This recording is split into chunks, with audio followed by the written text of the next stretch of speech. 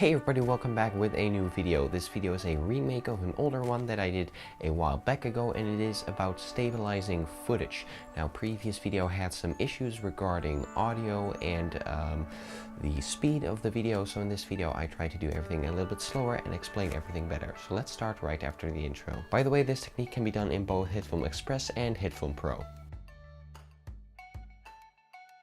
First, open your footage in a composite shot. Scroll to the beginning of the clip and open the drop-down box of the layer. Click the plus icon next to tracks. Go to the type settings and set the type to double points.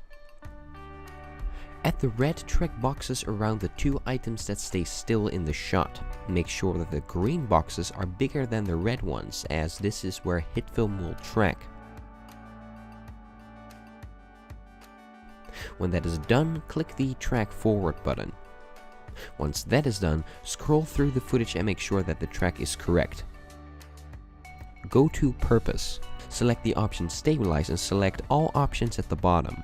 Now click Apply.